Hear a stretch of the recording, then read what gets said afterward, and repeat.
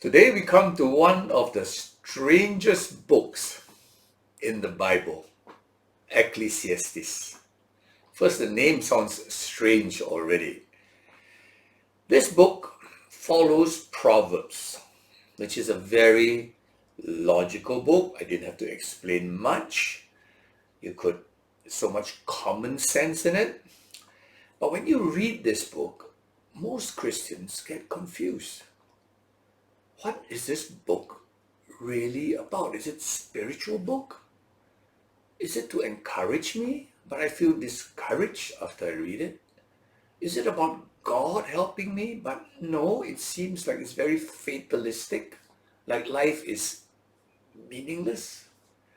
You see, we read Psalms earlier, and Psalms, almost any age can appreciate it.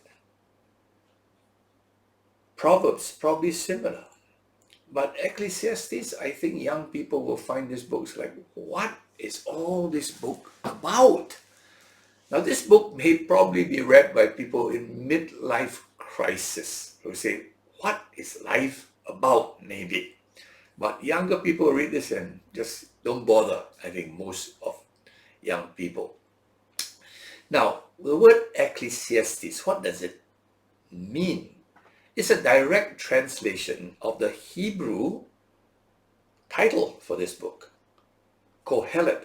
Kohelet is the Hebrew word for a man that attracts people to come and listen to him. Usually a teacher or a preacher. Okay, so sometimes in the English Bible we see Ecclesiastes, then below that they put the preacher. Word ecclesiastical means related to the church. That's the meaning. Now, those are ecclesiastical matters. Those are political matters. Ecclesiastical refers to the church because the church is a teaching organization. It teaches people about God, about life. Okay? So, this Ecclesiastes is a book about a preacher or a teacher. Now, I believe this one is Solomon. Okay, but we don't know. The guess is, the first line in the book says, the preacher, the son of David, king in Jerusalem. So he's a son of David, Solomon, right? Of course, he had a lot of other sons, but it says he was king. Only Solomon was the son that was king. And also, it goes on to describe that this king, this son, had everything. Honestly, he was a man that literally had everything he wanted. He had brains, he had wisdom, he understood science, he understood agriculture, he built irrigation works, he built great buildings. People from all the world came to seek his wisdom and his advice. He did great business with Egypt and other countries. He was one of the richest men that ever lived. He was a great musician. He wrote 1,000 songs. He had entertainers in his court. Literally, he is the man who has tasted everything. So he's the right guy to write this particular book. So the question is, if you look at the beginning of this book, it says here that he and the author seem to be two different people, right? It says, the preacher saith vanity of vanities. The preacher, the teacher? Isn't the author also the same guy? We don't know. Maybe Solomon just didn't want to make it look like I said this, I said that. So he writes as if he is the author, but as if the preacher is a different person. Maybe. Don't know. Right? Some people say, the author is anonymous, maybe writing about Solomon. I don't think so. I think it's the same person. He's probably the writer writing about himself in the third person. The preacher said this, the preacher said that. All right? Now, we see here the word vanity in the English Bible. In the King James Bible, many Bibles, the word vanity appears 30 times. Some translations use the word meaningless, meaningless, okay? 30 times. The word is a translation of the Hebrew word hefel. All right, hefel simply means smoke or a vapor, right? Now, what does smoke or a vapor describe? It's so beautiful, right? When you see smoke, it's so temporary. After a while, the smoke's gone. Or a vapor, it disappears. So number one, it speaks of something very temporary. It comes, it goes. Number two, it speaks of an enigma. You see, smoke can look very thick, very thick. But when you try to grab it, there's nothing there. It can almost look solid, but there's nothing inside. Okay, so it's an enigma. It looks substantial, but actually it's empty. Okay, so it is a description of life in this world. So temporary. You come, you go. You build your reputation, you build your business, you build your health, your life, and everything. You think, that's it, man, it's solid, and the business collapses just like that. Your reputation can go, your health can go, everything can just, it's nothing. It's a paper tiger, empty shell. All right? So this is a beautiful description of life on earth. Temporary, looks so important, looks so significant, but actually is so nothing. Okay? Another phrase you will see is the phrase under the sun. It happens 28 times in this one book, and it's found nowhere else in the entire Bible, this phrase, under the sun. So you must understand the context of this book. Like people when read it say, you mean life is so meaningless? Yeah. If all you live for is the life under the sun, not the next life, then, my friend, life is very meaningless, very temporary. Before you know it, you're old, you're dead, and gone. Okay? Everything you thought would give you great joy didn't give you the joy you anticipated. Ask any billionaire. When I make my first billion, I'll feel so satisfied, and when they hit the first billion, nothing there. So they try a second billion, and it's still nothing there. It's smoke. It seems like fame. Actresses, they want to be so popular, and then when they get so popular, what does it all mean? Nothing. And then they take pills and they hang themselves and they go and they die, right? Because if you live just for the whatever you can get under the sun, it is so meaningless. Now you must understand, when Solomon wrote this, he did not understand like you and I believers that there is an eternity for sure. There is a new heaven, there's a new earth, there's an eternity we are going to inhabit. We are sure of this as a believer. If you're not sure, you're not a believer. Simple as that. All right? A believer doesn't need to know everything in the Bible. He doesn't need to know what Ecclesiastes means. But he needs to know that he has everlasting life, not life under the sun. Okay? So you and I have this clear understanding, and when we read this, we get someone like, what is Solomon talking about? Why is he so negative about life? Fatalistic about life? Why is he saying life is so meaningless? Because he's living life under the sun. As an Israelite of those days, they had no clear confidence. Not say they don't understand, don't have some glimpse of it. They don't have any clear confidence that they will go to be with God forever. No, they're not clear on that. They believe in Sheol, the Hebrew word Sheol, the place of departed people, departed spirits, some dark place. In the New Testament translated Hades. That's the Greek version of that unknown waiting dark room where you go to and wait for goodness knows what. Maybe a day of judgment that will weigh your good and your bad, and nobody feels confident his good is really good. We all know ourselves, right? So when you read this, you must understand it's all written by a man who's just looking at life on earth, under the sun. Okay? Now, the author, probably Solomon himself, summarizes the entire book at the beginning, chapter 1, verse 2, and at the end, chapter 12, verse 8. And he summarizes it exactly the same way. Vanity of vanities.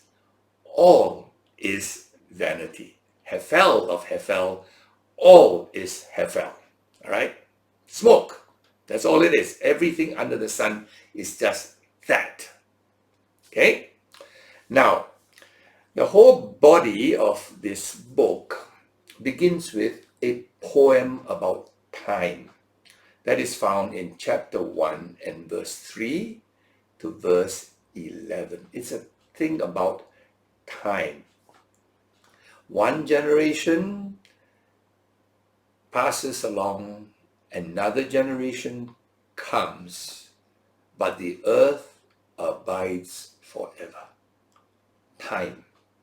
So it begins by this little poem, about 8 verses, about how time goes on and on like a cycle. You come into life, you think you're going to be a big deal here, you work so hard to build your empire, to build your reputation, your possessions, and then you pass away. You know what? The next generation totally forgets about you. As time comes by, you're just forgotten. Whoever great you are. Think of all the great men in China, all the great men in the world. Who do you know? A few guys, you just know their names and that's it. Who do you care about them? Nothing. The empires they built, poof, it's smoke. The companies they built, bankrupt years and years ago. All right? The inventions they built, already disrupted. Nonsense. It's obsolete. Okay? So it tells us that whatever is done under the sun, time will just make it become totally Hefel. Gone. Smoke. It's all gone. All right? The last psalm, the last poem is about death. That is found in Ecclesiastes 11 verse 7 to Ecclesiastes 12 verse 7. Talks about life, and then at 12 verse 7 it says, you go to the dust. Right?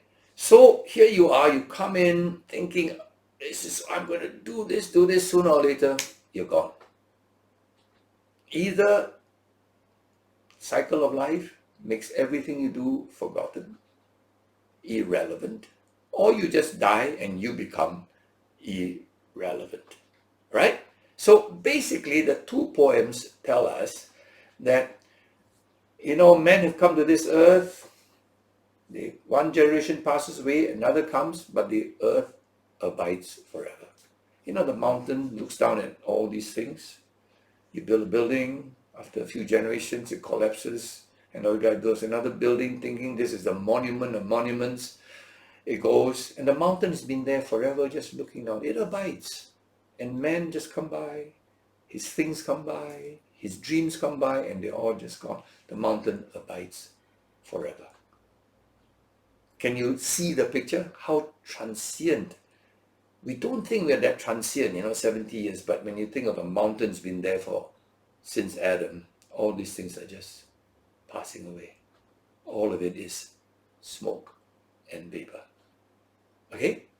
And then it goes on to say in this, there's a lot of things it said, but some of the things are very pertinent. Of course, we're not going to detail study. This whole beautiful book series is not about detail study. It's to see how one book fits into another book and how all books point to God. Not every detail in it. It's not an in-depth study, okay? But one of the pertinent things is that all the things you build, somebody else is going to inherit it.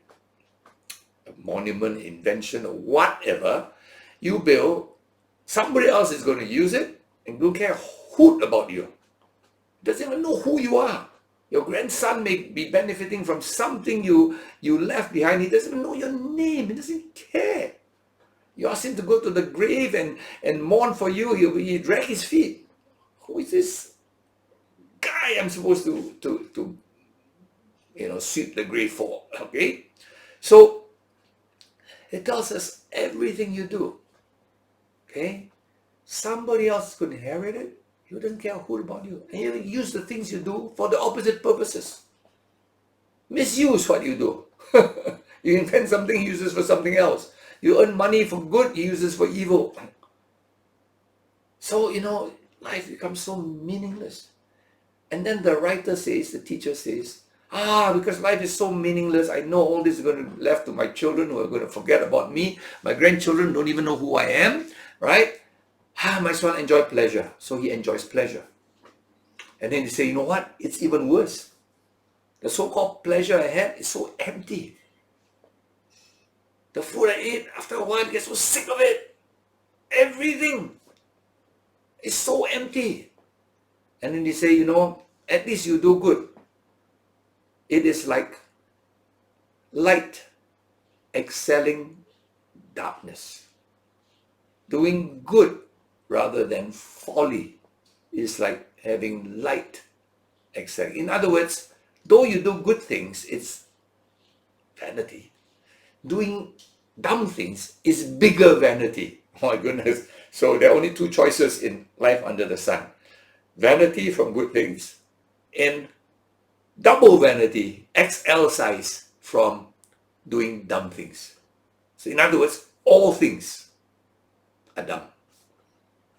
Pointless, done under the sun. Right? So as you read all this, kind of depressing. And yet there's quite a lot of practical wisdom about life, about rethinking some of the things. We all come to the world thinking, I'm going to make a difference as a young man. I'm going to change the world. I'm going to make the world a better place. At the end of it all, you thought you achieved something so great. It's probably so insignificant, so unvalued by the world, and definitely unremembered by anyone. At the end of it, the mountain's still there, but who's the guy who did this or did that? I don't know. Go to any tourist site, look at the mountain's there. You say, who are the famous men that lived here? I don't know, and frankly, I don't care. Okay? Earth abides. So some things are more solid and some things are like vapor. So, what is the conclusion of this teacher, this preacher, at the end of all this? What is his conclusion? Just enjoy the simple things of life. Enjoy your family, enjoy your friends, enjoy a good meal. Family, friends, and food. That's it. All the rest, don't dream too much. You'll be disappointed. The pleasures of life are the daily simple pleasures. Just appreciate those daily blessings. Be thankful for those daily blessings of life. Fresh air, great friends. That's it. Wow, this sounds like very much an encouraging book. And then at the end of chapter 12, and in chapter 12, verse 9, the author again, maybe still Solomon, says, do you know why the teacher said all these things? Do you know why the preacher said all these things? To warn you. And then chapter 12, verse 12, slips out, my son, listen to me, my son. I think it was Solomon trying his best to teach his son, maybe Rehoboam, not to do the worthless things he did, which he thought was so big deal, Solomon. He spent his life building the biggest buildings and getting the best instruments and inventing the best things. And at the end he said, my son, listen to me. All of this is vanity. Okay? So I see this book as a book like, if you just read up to here, what in the world is this book? Then what am I supposed to do in this world? Do nothing? Hang around? That's also vanity. Because folly, doing nothing, folly is worse than doing something good. In other words, the best we can do in this world cannot satisfy us. There's a big gap there. You thought pleasure would satisfy, it didn't. You thought success would satisfy, it didn't. You thought possessions would satisfy, it didn't. You thought power would satisfy, it didn't. There's a gap, there's a hole. Solomon was filled with everything in his hands, in his pocket, but he was not fulfilled in his heart. Wow. You see, this tells us, when it comes to the last 2 lines of this book, it tells us the missing ingredient of life. Power, possessions, pleasures is not the ingredient to satisfy the human soul. Solomon had everything. He was not satisfied. What can you be? How can you be satisfied with what you have? No way. Last 2 verses. Let us hear the conclusion, chapter 12, verse 13, of the whole matter. You've read 12 chapters. Let's hear the conclusion. Fear God. Keep his commandments, for this is the whole duty of man. For God shall bring every work into judgment with every secret thing, whether it be good or whether it be evil. Wow. Last 2 verses. This empty hole. What is Solomon's advice to his son? Fear God. The only one who can fill your heart, not your pocket, not your belly, not your ego, not your eyeballs, not your ears with music. Your soul is God. Nothing else in the world, because Solomon had everything, can fill it. Wow. So that sounds like great advice for Rehoboam or his son or whoever. But listen carefully. The last verse. You thought Solomon got it right, but Solomon did not. The last verse. For God shall bring every work into judgment with every secret thing, whether it be good or whether it be evil. Fear God. God can fill your soul, but let me tell you that. Though the God can fill your soul, God's a holy God. Everything in your life, secret things, in your eyeball, in your ear, in your tip of your tongue, in your thoughts, your anger in your heart, everything will be brought to judgment. Wow, and the book ends there.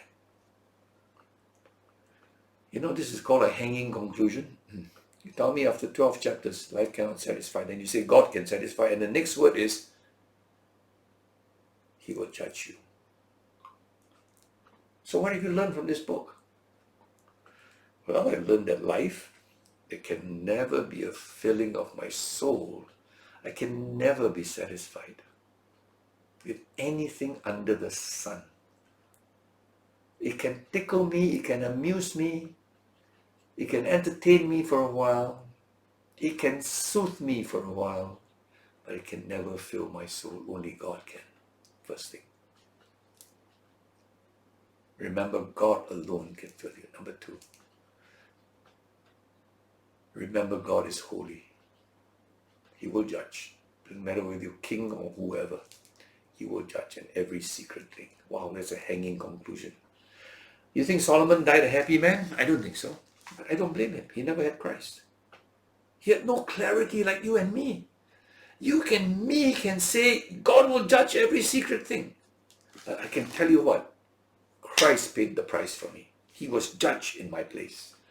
I can say that. The last line is not hanging for me. God will judge every secret thing, and I thank God. He has already judged my sins at the cross. Wow, how different. How satisfied we can be in this God who loved me and gave his son for me. Do you know generations don't have that? You and I, as believers, we have this amazing thing. So let's learn some things about God here. Only he can fill your soul. But if you don't have Christ, how can you even believe this God is your friend who will fill your soul, not the judge who will judge you one day for every secret thing you have done? There are a lot of things to learn about God here. God doesn't give us all the joys and pleasures on this earth. Believe me. He can give you peace in your heart, but you can be suffering as a Christian. But you still have peace and joy. The peace, that hole in your heart is filled. But you know, it's so different from the kind of Christianity today that if you got God, everything will be fine. No. All right? This God gives us a satisfaction in us and in eternal life. So I hope that you'll help us all to rethink life. We think we can find satisfaction, we can find our fulfillment in life with things done on the earth. Anything done under the earth apart from God is vanity, hethel, smoke. You do anything for God. Your labor is not in vain in the Lord. Do it for God. But remember, God is a holy God. Right? And old Solomon realized this. Last line he writes, son, remember this. God will judge you. He's a holy God. Okay? So I hope that we will see this book. Remember, we have a holy God. And yet, if we have Christ, he is the one that can satisfy our soul to brimming. We don't need all the power, possessions, and pleasures. We have God to satisfy us now and for all eternity. Not smoke. May God bless you. I hope this will help you rethink, because many people still think, yeah, I'm a Christian, but this gives me the greatest satisfaction. If I just do this, I will be so satisfied. Learn from Solomon. Only God truly can fill to the full your heart. God bless you.